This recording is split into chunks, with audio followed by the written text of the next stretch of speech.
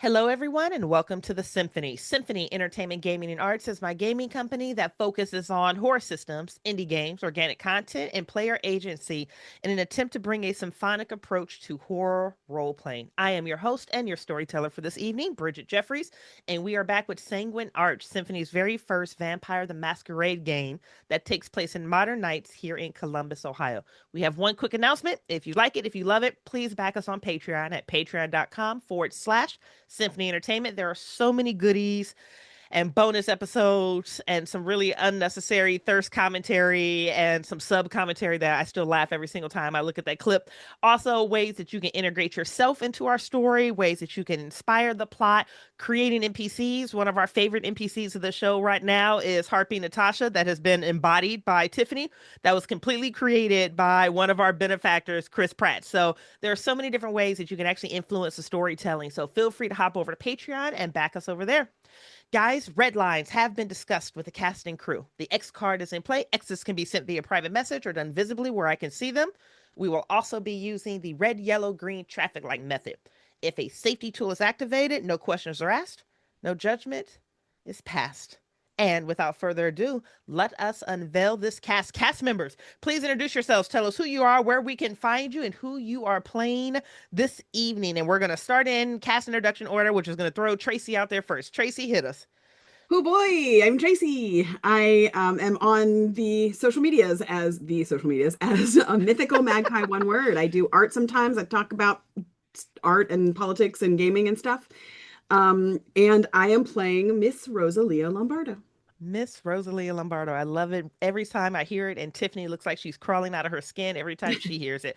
I love it. Moving directly over to Tiffany. Tiffany, hit us, baby. Hi, I'm Tiffany. You can find me at Color Cat Designs for artwork and other fun things. And tonight I am playing Ivy, the Banu Hakim. Yes. Moving over to Doc. Doc, hit us, babe.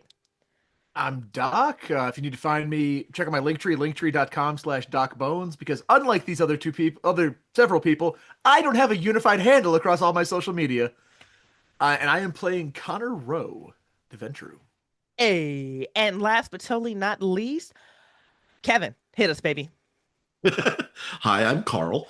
You know the funny I thing is, no, hard stop, real fast. The funny thing is, I said it. I was like, I think I said the name right, and then I was like, no, I nope, didn't. nope. Told you I was tired. Leave me alone. There's Hey something everyone. about the Carl Kevin. I don't know why it gets stuck in my brain It's a too. weird Karevin, marriage. yeah, It it's is. Yeah, It Karevin. it really is. is. It is. It's Kivarl and Krevin. Yeah. Yeah. So the actual human being, right? The actual human being, Carl. Yeah. Hi everyone. I'm Carl. I'm most often found over haunting the Symphony Discord and helping the production go of this sort of thing go along. And I'm playing Kevin Mercer tonight. The Amazing. Bruja. Connor, would you please recite our chronicle tenets? Of course. Never endanger or betray the domain. Our community is stronger together. Unapologetically defend the traditions. They keep us safe. Ambition is rewarded. Liabilities are destroyed. Connor, you are meeting with an individual tonight. Give us an idea of where you scheduled this meet. It's going to be at a late night coffee shop, Okay.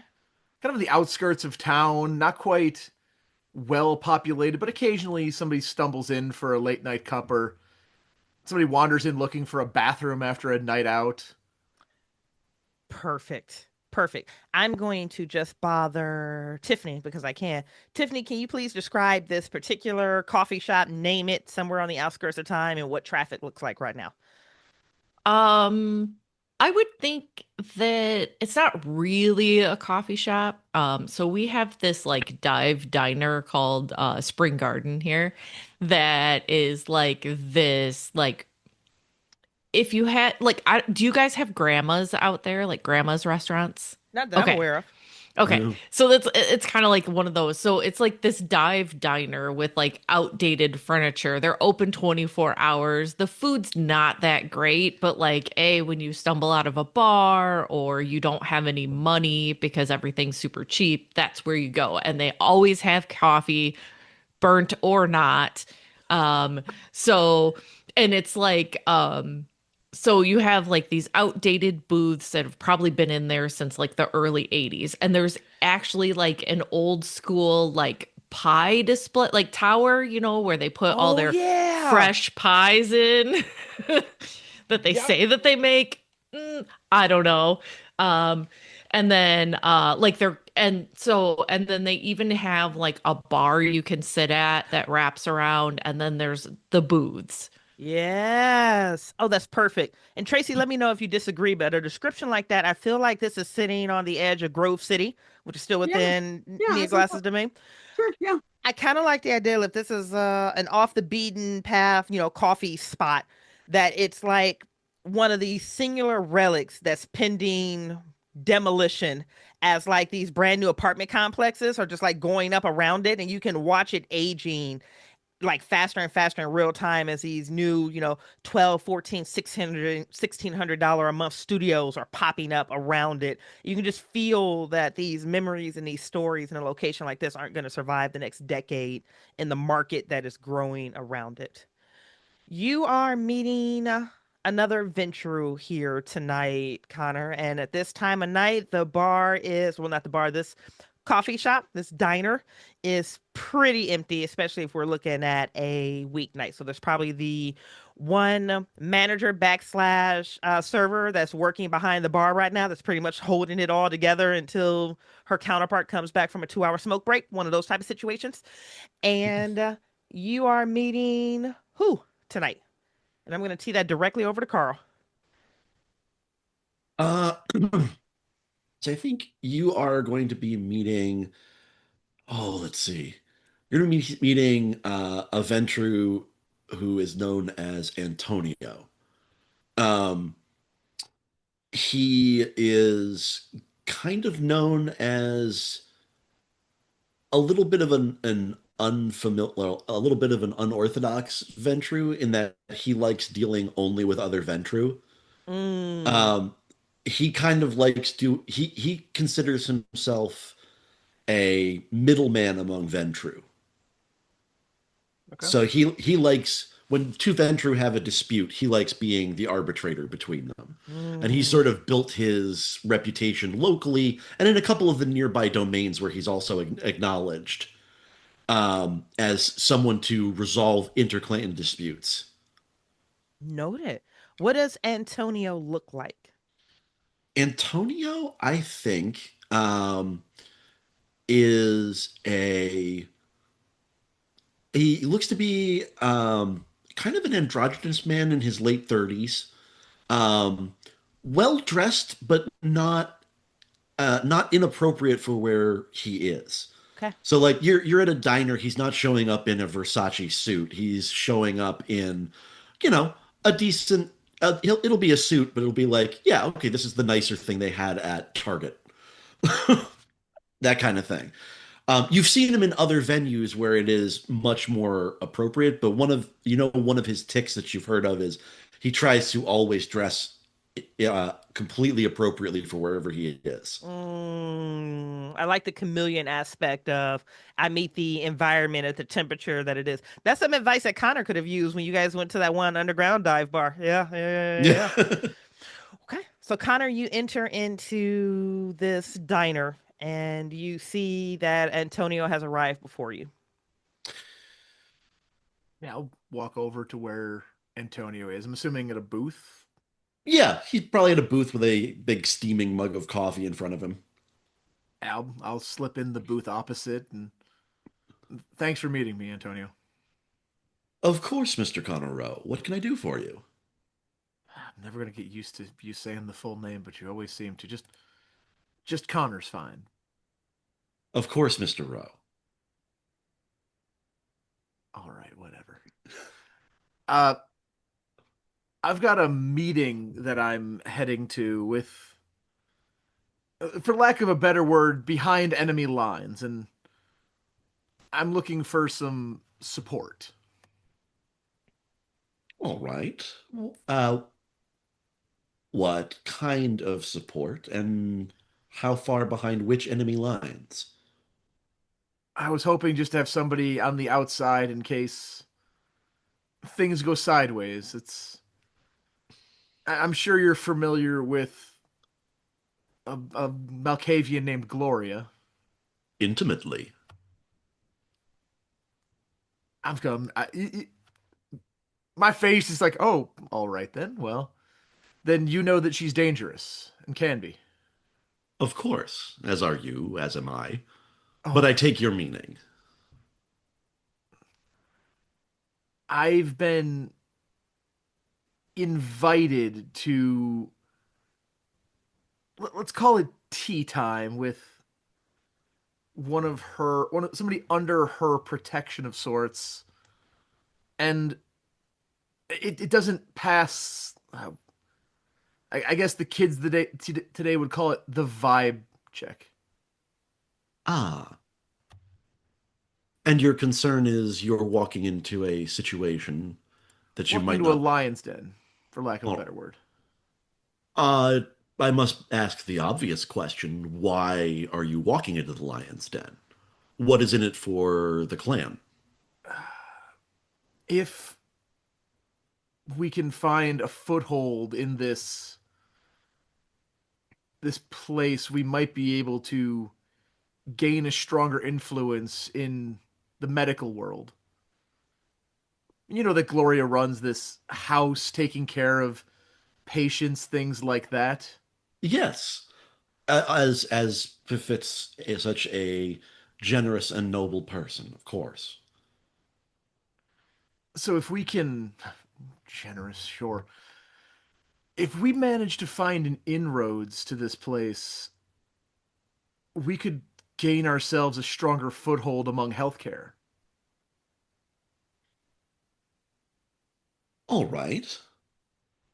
I But do my see that. concern is, go ahead, please. No, no, by all means. My concern is that in attempting to do so, even just attending this tea time,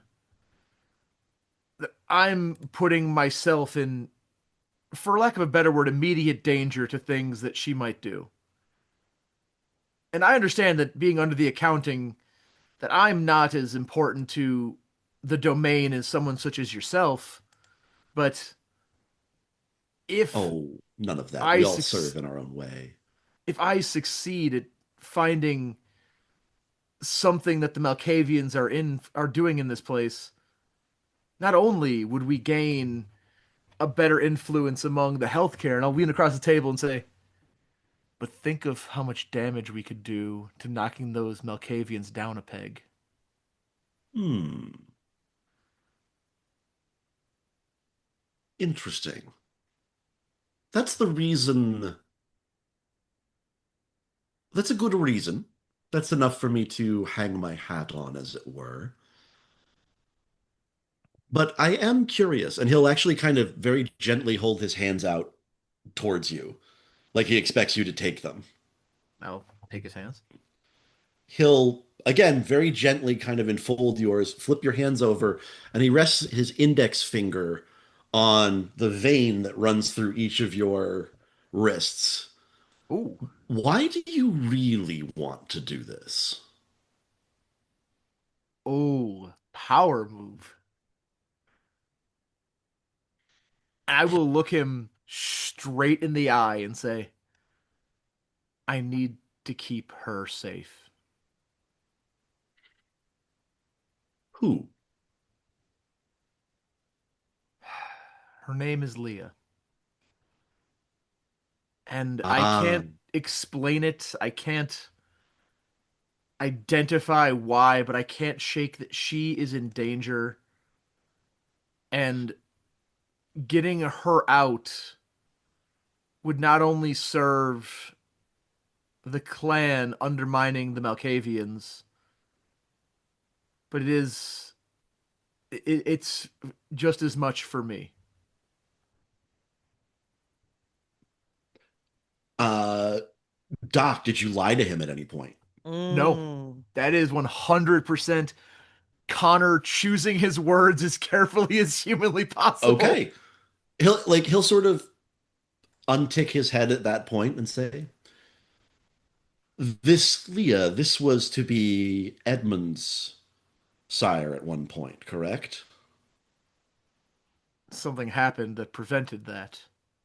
And just for Carl's recollection, Edmund was a Ventru, right? Yeah, Correct. big time. One of the most Okay. revered in the town. So you would know that Clan Ventru handles anything regarding Gloria with a certain degree of, I'm not going to say kids' gloves, but with concierge level of respect.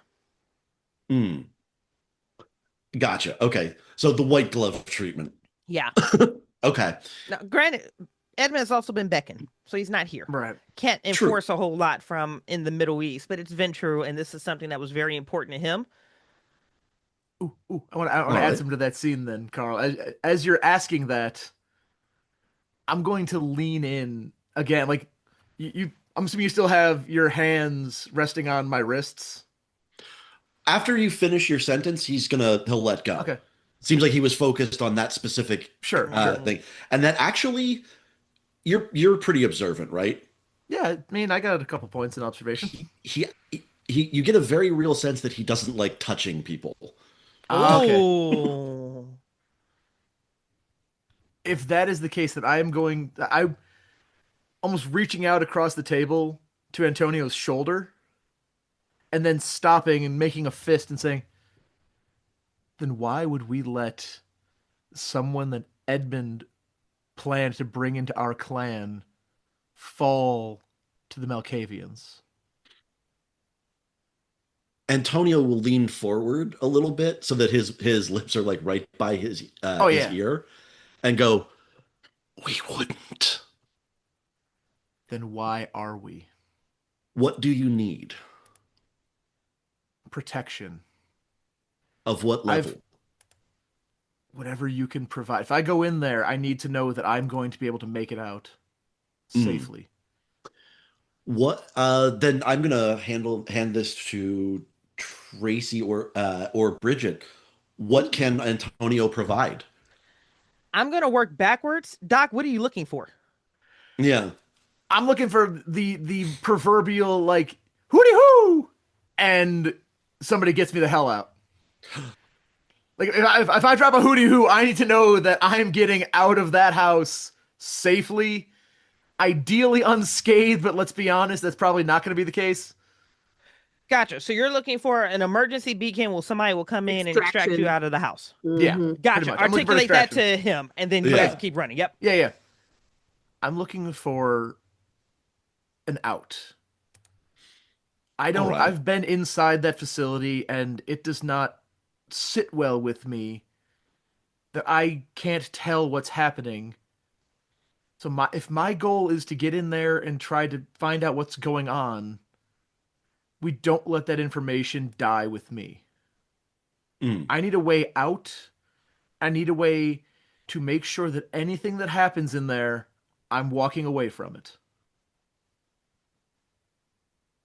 While I would be somewhat limited in my ability to promise that I could extract you from any situation or any danger, I believe I can provide you with an escape plan should you need one.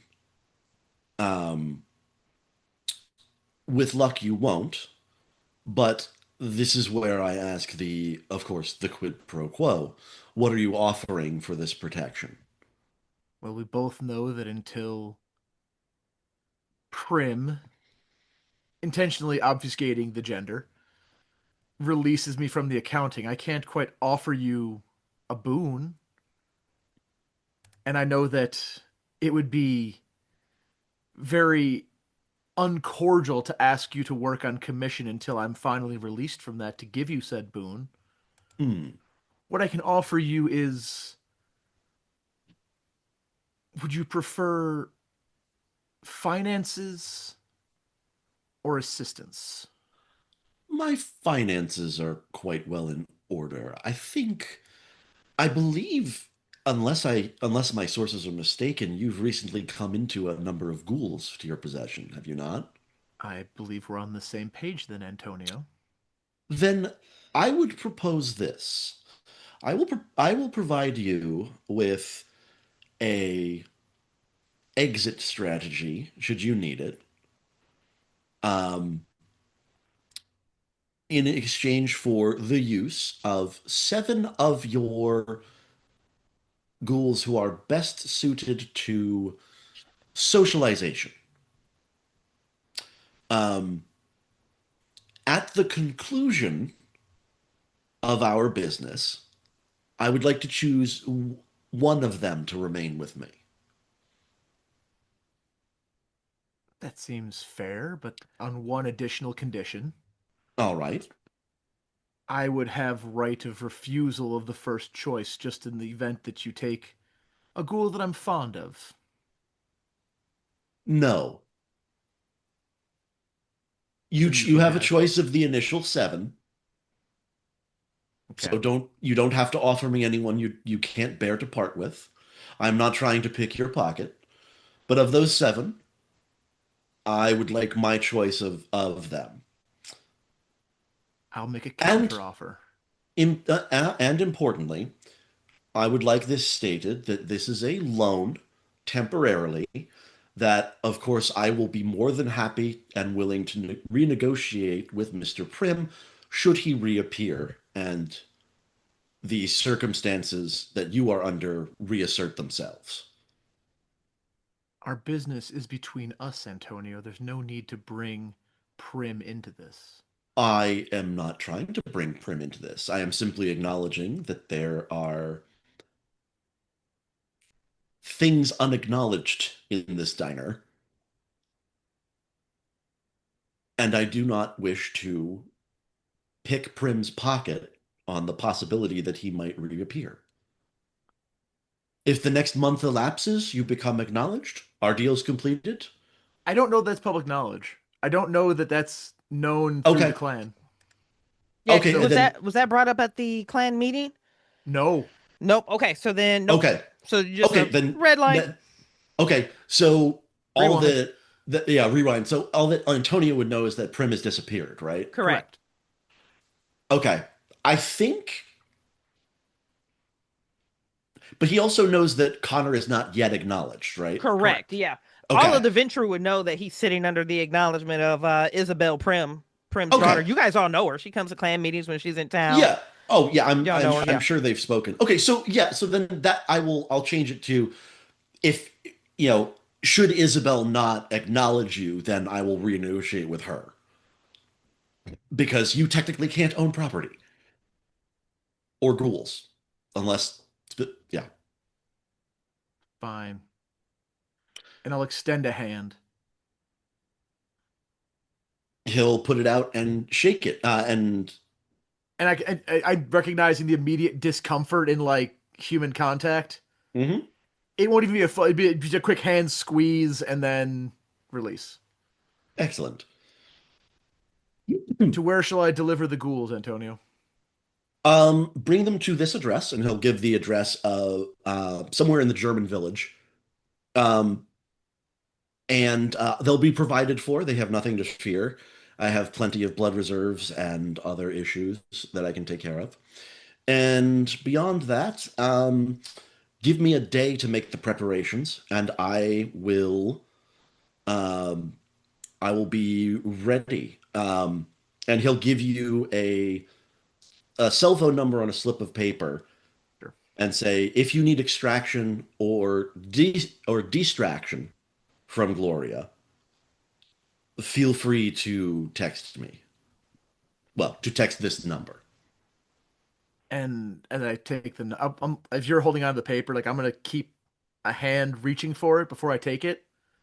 Mhm. Say, I would like to qualify this that if any of the ghouls report back that they were harmed or mistreated, the deal is off. Of course. Take care of them. I'll make sure they meet at the appointed time. Thank you very much, Mr. Rowe. Perfect. Tracey, where are Whip, Kevin, and Ivy meeting Prince Nia Glass tonight?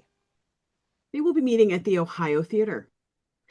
Built in 1928, it opened initially as a movie theater. The building itself is ornate and carvings all over the facility. She, however, with a flair for the dramatic, is meeting you center stage. The building itself, the room in which the theater is deep, rich mahoganies and burgundy, accented with gold filigree and occasional cream accents. It sounds gaudy, but inside this building, with the thousands of seats sitting around empty, a throne sits center stage. You will be meeting her there. She wants to make sure that you see the beauty of this building, that when you are meeting with her, everything makes a statement. Fantastic. So you're at the Ohio Theater, and I can only imagine that you two are in a holding lobby. And this is either her hosting meetings or like private audiences or courts, because you can see individuals leaving, other people arriving, and there's even value in just looking around the room and knowing who's meeting with the prince.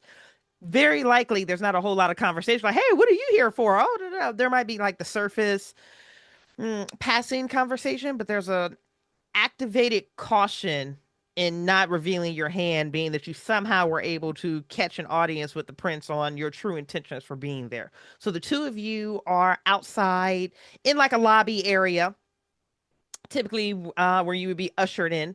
And I would like to know how the both of you are dressed and what you're doing in this moment right before the escort comes to collect you. Go ahead. Oh, go ahead. You can. No, Are we no, gonna no, throw no. chops? No, no. But this is your scene. You lead. She is going to be in her basically her hunting vest. Mm-hmm. So she's gonna have her black bodysuit on, her black fitted jeans, well, leather pants, with her, knives in her back, but then she has a long black trench coat. She's, basically looking like, she's dressing for the job she wants. Yes. Yes. And Kevin? So Kevin is basically going in, I mean, almost a fancy version of the standard gamer uniform. Okay. Um, like a nice black button up, nice black slacks, things like that. Like clothing appropriate to meet the prince, but he's also very intentionally trying to take a backseat to Ivy. Got it. Got it. Okay. Okay. What are you two doing? What is your demeanor as a guest leaves that you guys recognize from probably, I'll do a clan Nosferatu. Very quickly shuts the door behind her, hunched very low, and almost like a rat into the baseboards into the night, quickly scurries out of whatever incident she just narrowly escaped from. I don't have a problem with the Nosferatu, so I'm not going to be judgy or anything. I'm going to try and soften my face.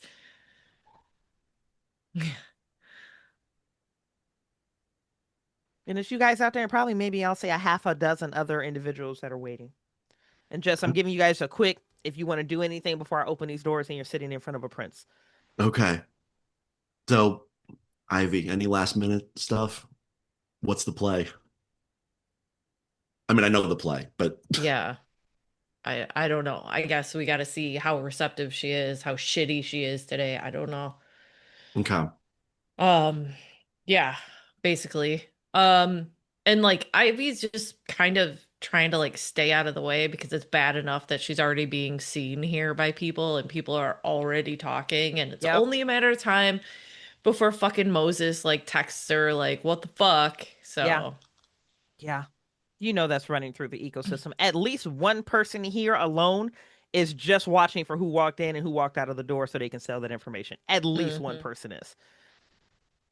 Yep. Yeah. Okay. Okay. Tracey, I'm going to tee you up. This is your location. Can you just give me the brief scene of whoever is coming to collect them and take them down onto the stage to meet Nia Glass, and then also tee up what her security looks like tonight? Yes, so she is quite literally holding court. She is sitting in her high back chair. She is having people brought to her, having them issue their complaints or concerns or requests. There is a probably, let's say, a lower ranking Toreador Mm, who is keeping the flow of people and information moving slowly or moving quickly, not slowly, um, and making sure that everyone is announced, that they have essentially made a brief statement of why they are here, what they need. And I think that she is doing her best to work on confidence. So forward facing, when she speaks to you with a polite and officious tone. However, people who might be looking could see that it's she's still working on that. She's yeah. young and she is trying to do well at her first job out of school, essentially. Oh, I love it. Some Toreador Primogen probably pay big money just to have her as the prince's runner, entourage, escort of the evening. I love it. Poor baby. This is a big task for her. And so she will step forward. Hello, my name is Patricia, and I will be helping Prince Glass tonight. May I please have your names and what your business is tonight? Ivy and Kevin, we are here to talk about the incident at the water park.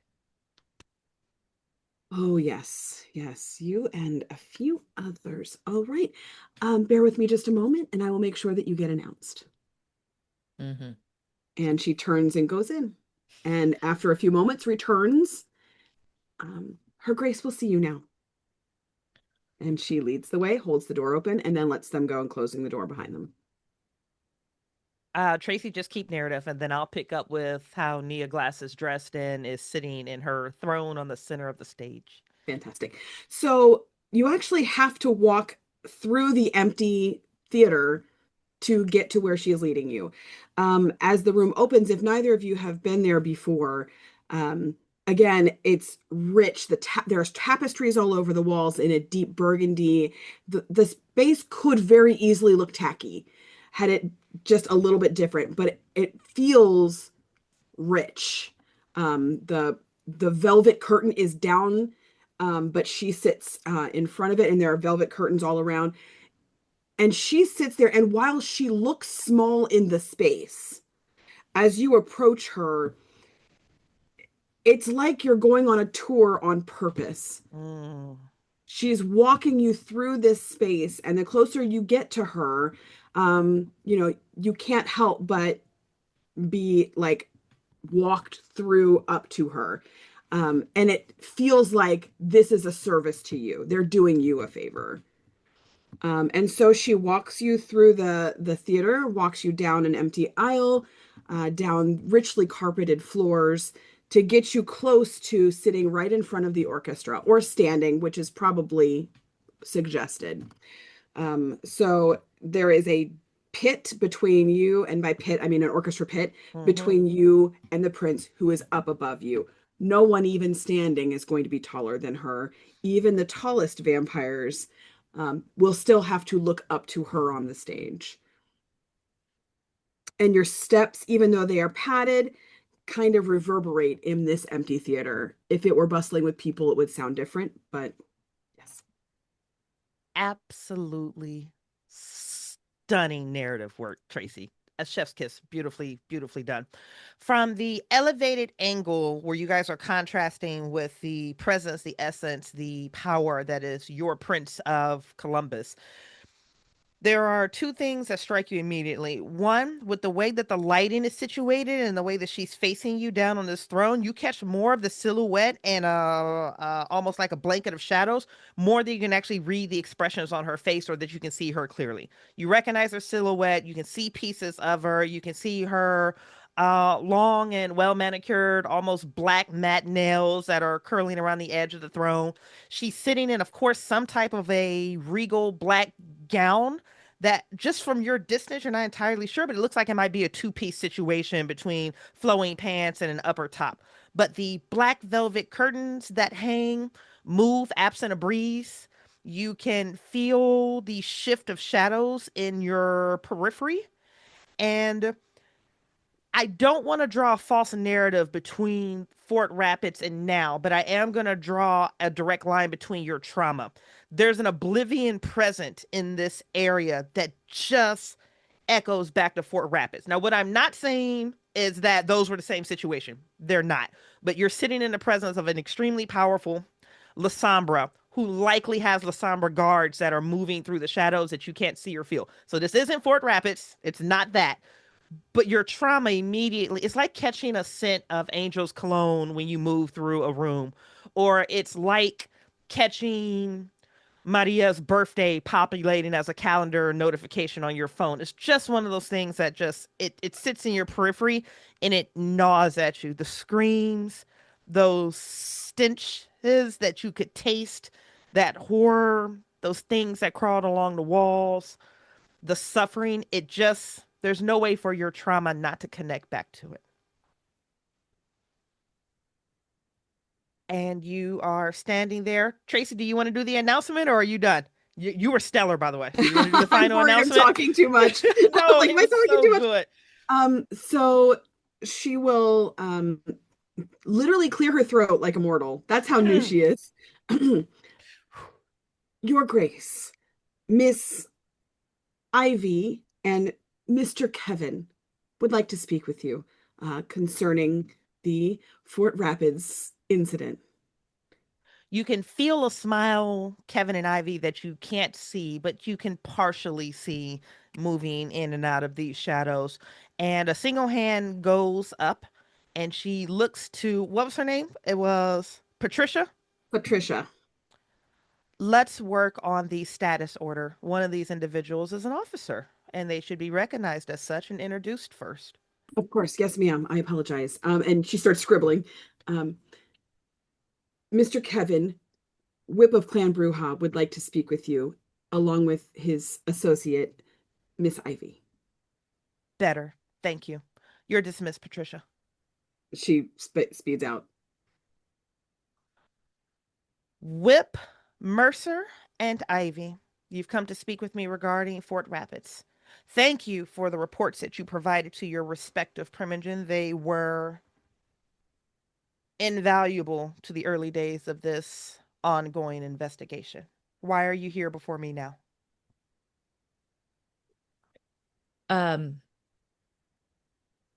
Mostly because we helped save justice and we didn't hear anything.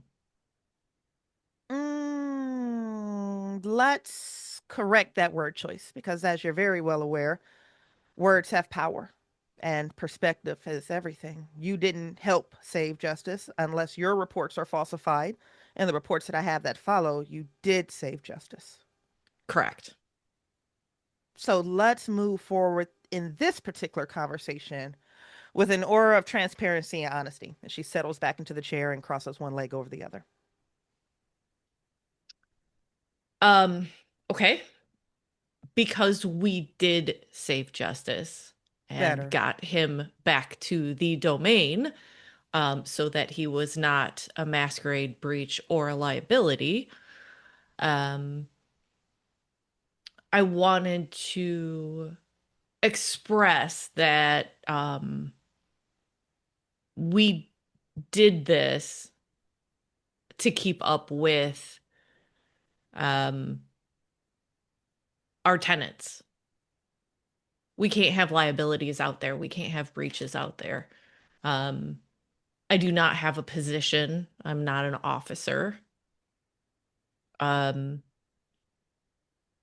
I also feel like I didn't want to be ignored for that action. Kevin, as Ivy is speaking, something cold just passes beneath and across your feet. and continues moving. Okay.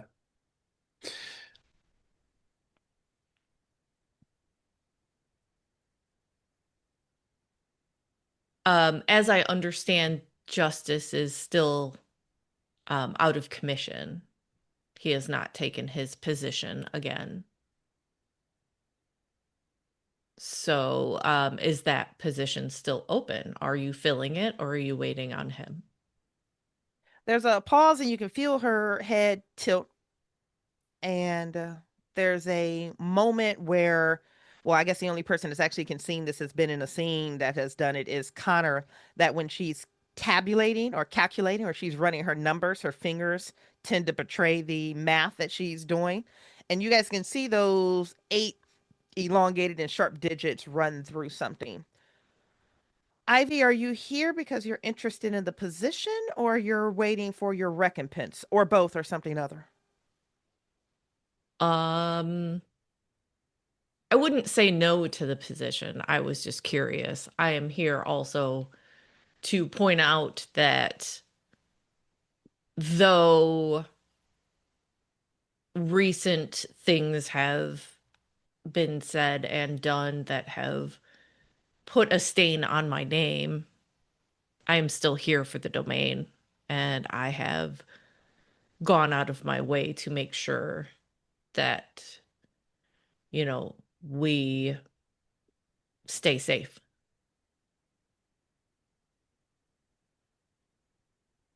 I find no error with that logic. I agree. Despite the scandal that you carry for choices that your sire made on your behalf, yes, you have been a diligent servant to the domain. I have follow up questions. You're interested in the scourge position, or you are interested in it, aren't you? Why? Well, frankly, as certain positions, not just Scourge, there are other positions, I think that my clan is better adapted for than Mm. others. I think we see things and we move in ways that we are better, in a better position for. And I don't see any of my clan in your court aside from, Primogen and, the positions that they should hold. But you don't, and I'm not questioning you. I'm just pointing out you don't have a seneschal, you don't have a scourge, you don't have, things that I think maybe our clan might be better at.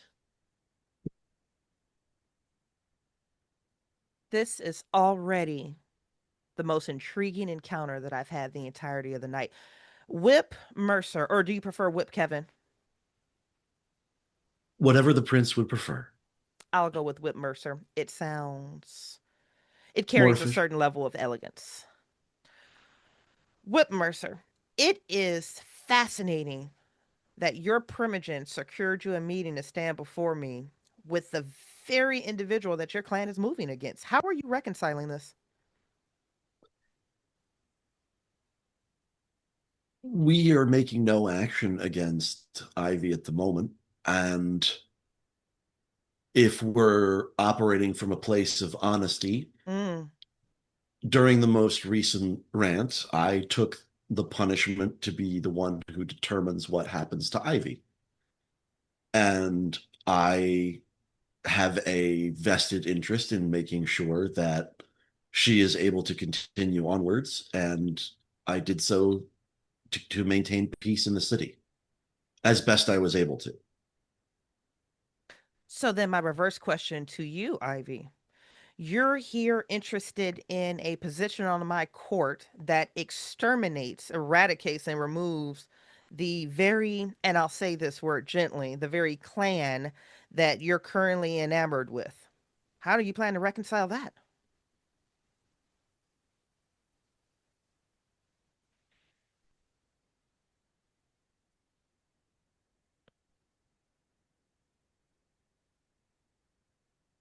Um,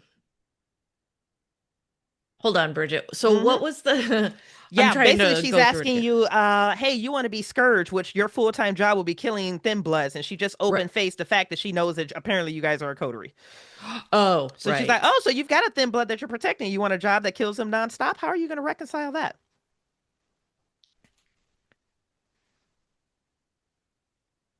Um, I understand that there were exceptions made. So if our prince decides that exceptions are made, then exceptions are made. And if they aren't, then they aren't. So you are comfortable slaughtering through nests, dozens, hundreds by the last count that I reconciled with Justice before he was rendered incapacitated. And there's just a subtle growl that rolls at the like beneath the bottom of her jaw. You're willing to take on these horrors, these moments, these executions while maintaining a friendship with one of those?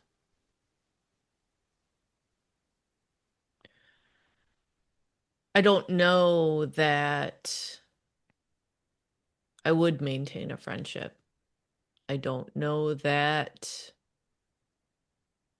things would stay the same, but I do know that in the interest of protecting her, sometimes you have to do things that they don't like.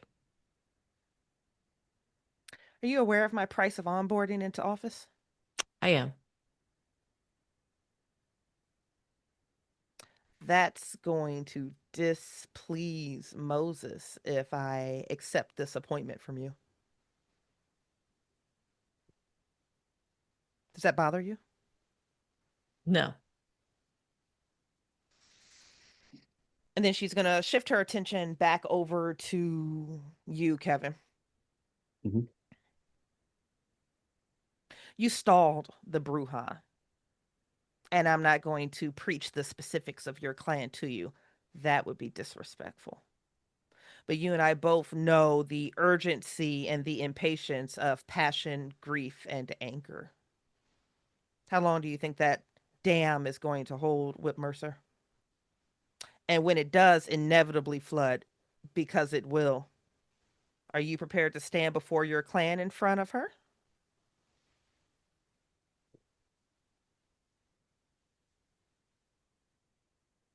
Bridget, how long do I think reasonably? How much time do I reasonably think that I bought myself? A couple months? I'll say a couple months, so you may have another maybe another month now, I'll say. And that's not an exact estimate. That's just kind of going where we're going. But you remember the blows that you took during that gauntlet. And you remember every single time you fell to your knees or they broke a rib or a tooth was swallowed down your throat that they were screaming out Angel's name in anguish. She's not wrong. Passion, Mhm. grief, and violence. That's a strong cocktail.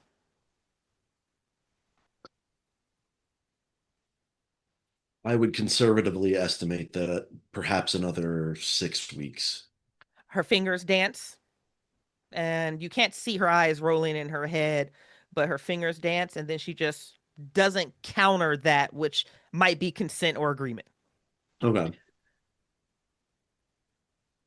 May I It ask a question of you? And then her attention splits, and it just you can feel a sense of amusement because this is what she did as Harpy. She's moving questions deliberately between the two. Mhm.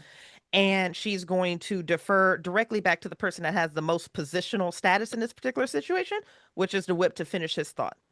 it could be possible to buy a little bit more time if her appointment to Scourge could be construed as punishment while the investigation is continuing. Punishment by whom? Who would be enacting this punishment? Her sire, if you're not aware of this, paid very handsomely for that right of Amaranth. Hmm. Hmm. I apologize for voicing an unfinished thought. There's a head tilt and a roll back, and it's almost one of those things like, up, you just tickled her fancy. Whatever that was speaks to how this character is wired. Okay. And then I'll take like the half step back and defer to Ivy now. And you can cut this out one. Look at the chat. I haven't looked at any of Balls. the fucking chat. You feel free to, Arrange- that was out of character for me to tell you to look at the chat. Feel free to unfinished thought and then immediately lead back in with that. Perhaps arranged by me to appease the clan rather than a punishment. That's creative. That's imaginative. And I estimate that would buy her an additional, those fingers start calculating. 4 to 6 weeks. Oh. Season before they move on her.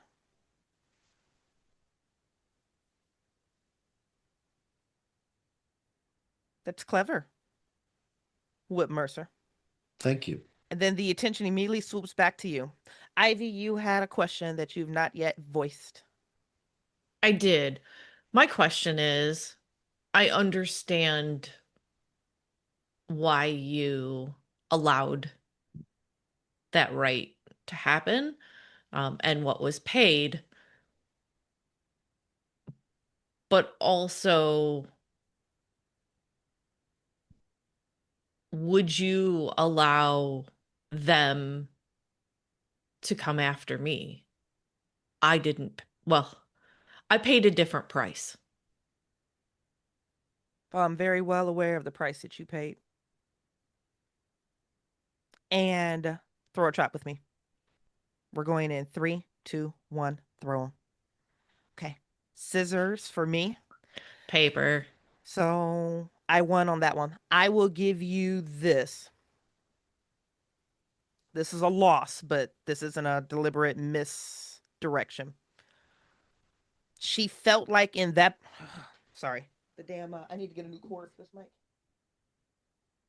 Actually, I need to order that on Amazon today. Also, yeah, for the record, I know that Kevin has the common sense merit. Yep. And your character would know these things even if you, the player, don't. So Tracey, I'm just trying to backseat drive, baby. Yeah, Backseat please drive. backseat drive. Yes, continue to backseat drive. Yeah. That's incredible value. Continue to backseat drive. I mean, he's got he's got a bunch. He's got lore master. He's got high intelligence. I specifically designed this character to be able to move in this world, even if I'm tripping over my own dick. And also, 2 individuals here are not fluent in World of Darkness. Continue to backseat drive. Continue to backseat drive. I mean, if we're playing a Sabat game, I'm in. I got it. Yeah. But Cam, no, backseat drive all day long. That's an extremely amazing value.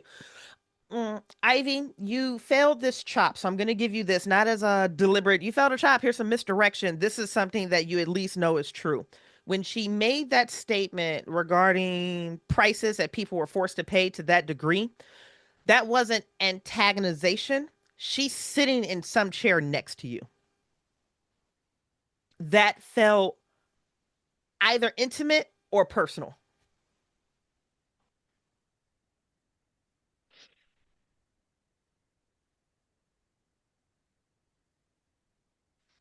Now, because we had the delay, what was the actual question?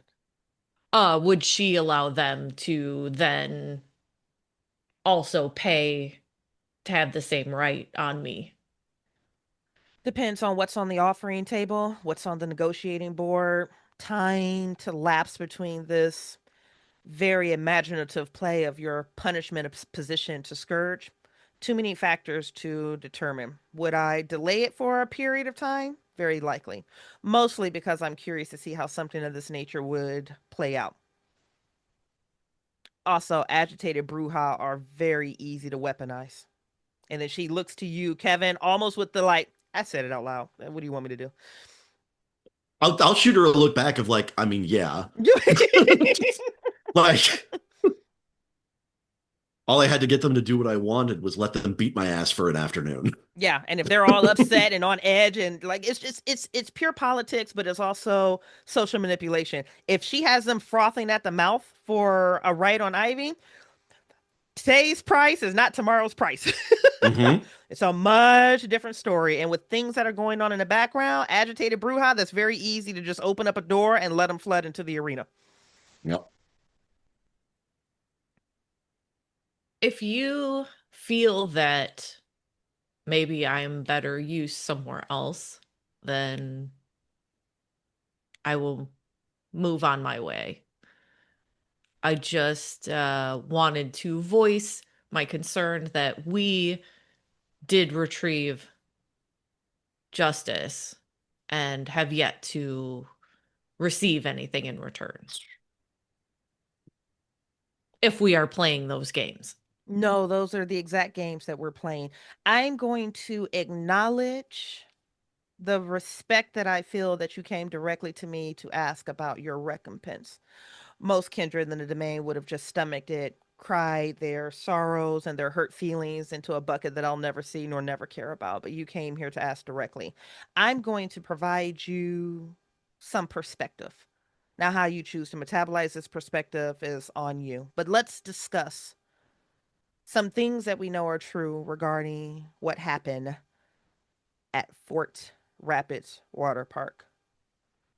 Following your extraction from the park, following Justice's extraction from the park by Whip Mercer, Ivy, Connor Rowe, and Rosalia Lombardo, Sheriff Song led the investigation into the water park. 3 Hecata and 2 La Sombra entered and locked themselves into that red room of oblivion, blood, and suffering. Only 3 survived.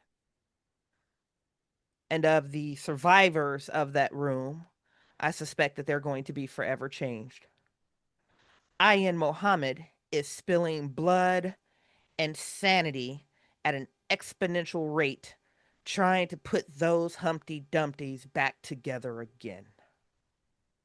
Clan Tremere was tasked to hunt down every homunculus and had it destroyed at great cost to them. I actually appointed Moses, your primogenitor sire, and a few of your siblings to hunt down, capture, and interrogate any surviving Thin Bloods. They brought me 3 total.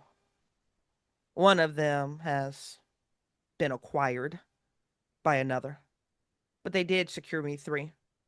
In the absence, as you've already pointed out, of Scourge Justice, I've also considered hiring the Banu Hakim to hunt down this Patient Zero. Here's a freebie for you. Patient Zero, from all of the intelligence that I can see, is Rosalia Lombardo's sire. Now, that's just that facing portion of the Fort Rapids water park incident. I have half of the domain with any background in occult, mysticism, prophecy, oblivion, or magic, pulling over wards, tomes, data, blood samples.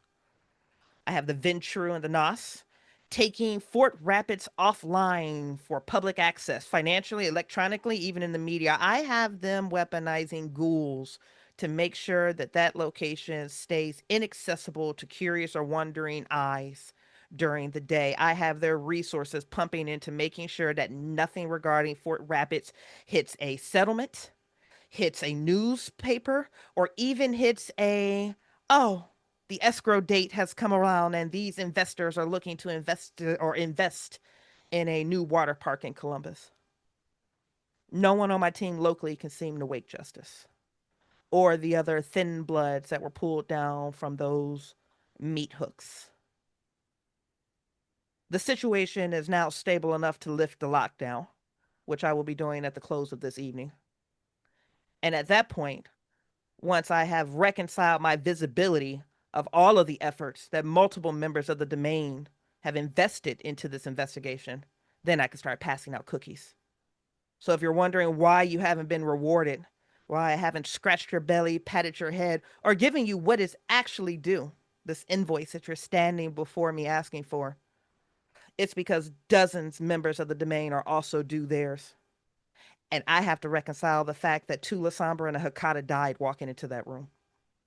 So you'll please accept the domain's apologies for not getting or issuing you a check sooner. Does that perspective help? Yeah. And she looks over to the whip. Shit, you're muted, or it's weird, you're not muted, but we can't hear you. Immensely, of course. So since we're speaking of invoices, I am deeply curious. What do you two want?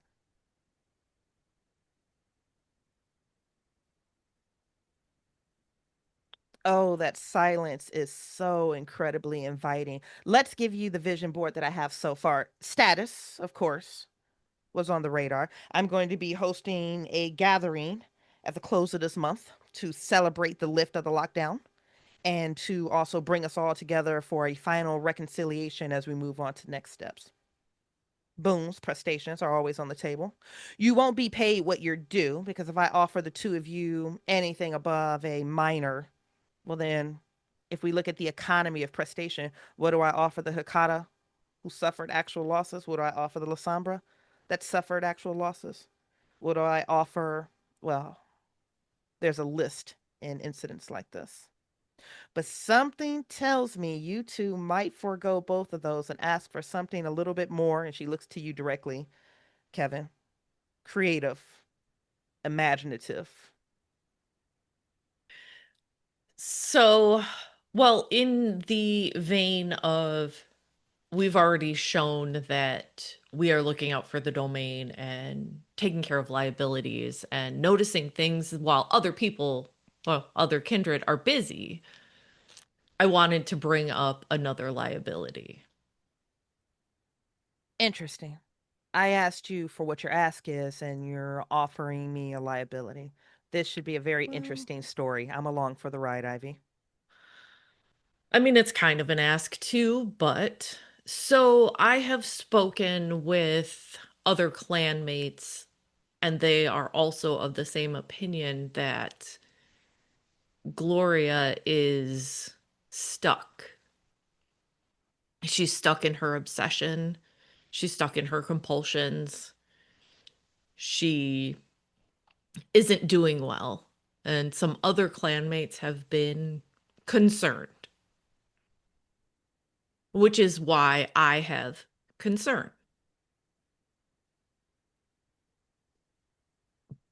But maybe you aren't because you've allowed, or she has been allowed to make some moves. I have follow up inquiries. Yes, Has Gloria violated any of the traditions? not yet, but Oh, well, not yet can be said of everyone in this room. sure. That So, is very re true. asking my question, has Gloria violated any of the traditions? Not that I know of, Has she but betrayed the domain? I don't know who she speaks with. I'm not close to her. She also hasn't been put on my list as a target to watch. No, because the Malkavians aren't going to execute her. They're spinning in their feelings regarding that particular situation. The Well, reason I I don't. ask these questions to you, Ivy, she hasn't violated the traditions. She hasn't endangered or betrayed the domain, but you're saying that she's a liability that is worth my attention. What exactly are you worried that will happen? What has she shown you that makes her such a threat to Columbus in the praxis? And we can skip past the fact that I'm already aware that she has the thin blood bound. We can skip Oh, past the fact that I've already yeah, approved the accounting. I would sure. appreciate skipping past the fact that this looks like a desperate play to save your friend. I appreciate the color in it, but I am asking you if you want me to act against a high level Malkavian. What is it that you're afraid is going to happen? What are you afraid that she's capable of? Well, I mean, considering I mean, I suppose if Leah is her only obsession, which I know it's not, she's talking about talking to Edmund every night. She has done all of these things. I would think that it's only a matter of time before it spills out. But if you know her better, then I would not worry because you think she's going to stay in her house and do her thing. Well, she's playing Yes, doll it baby does right seem now. like a desperate play, but I wouldn't have been concerned had not another clanmate expressed their concern and her obsession and the fact that they continually go to the same person and keep getting the same answers, and it's making them spiral. Whit Mercer, you have some added perspective on why Gloria St. John is a liability that should be addressed? I don't remember. Does Kevin actually have that, or is he just kind of backing the play? I think just backing the play. This is just her asking if you have any other fodder to throw onto this. The only thing I can think of, again, out of game, is the fact that she was willingly, more than willing to just immediately super blood bond her.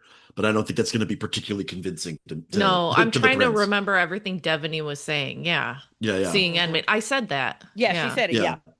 Yeah. And for podcast only listeners, you wouldn't see Nia doing the rolling her eyes like, oh God, here's this conversation again.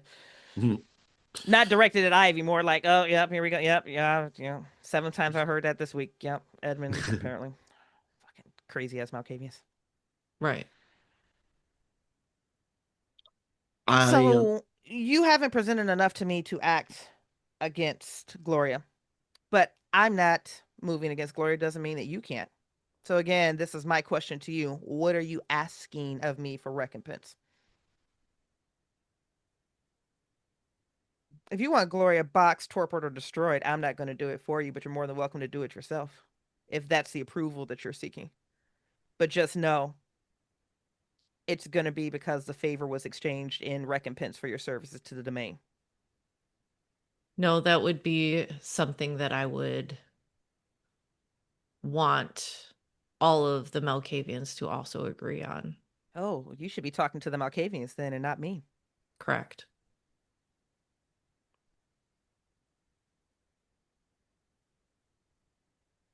So I guess I don't have an ask. I do.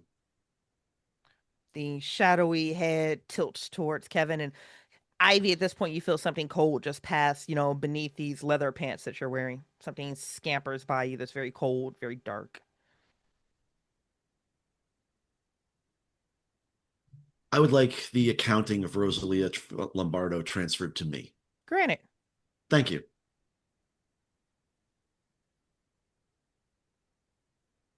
Anything else? You could still be Scourge. She's not interested in having me in any position.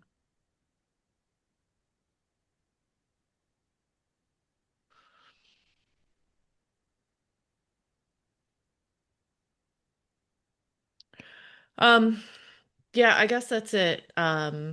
If you don't feel that you need my help, I mean, you've already been speaking with Moses and my siblings and dispatching them wherever. I guess it was foolish of me to waste your time. No, this wasn't a waste of time at all. Again, as I said, this is by far the most colorful encounter that I've had in a meeting.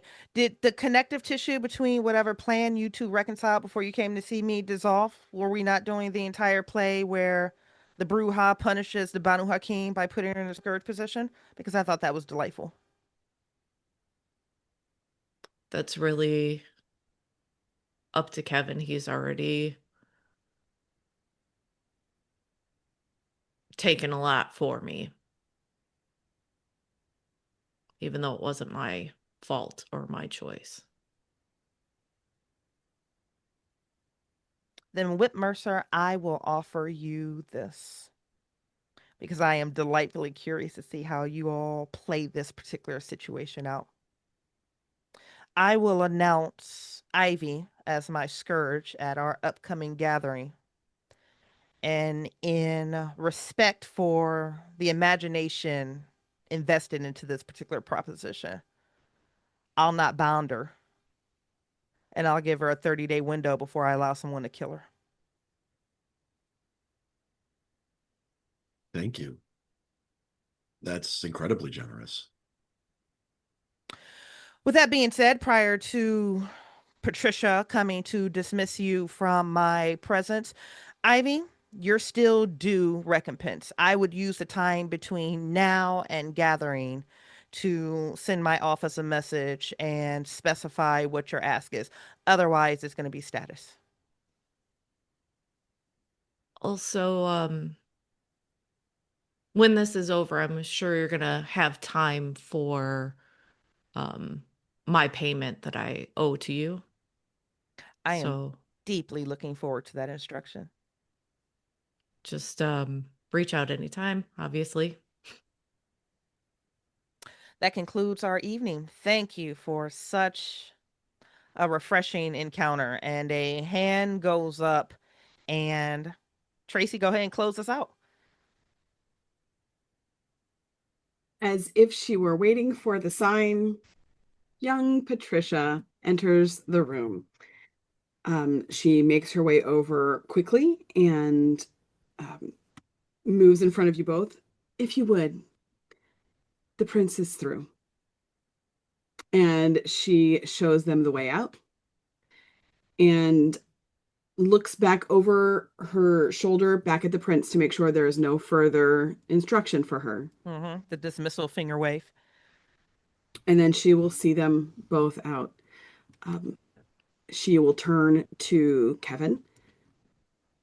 Whip Mercer, I would like to owe you a trivial debt for not announcing you first. I apologize. Thank you both for entertaining Her Grace this evening. You've put her in quite a mood. And then she will show them to the door. And that's where we're going to end tonight's episode. Thank you for tuning in. We hope you've enjoyed the symphony, and we'll see you at the next one. Bye, guys. Bye.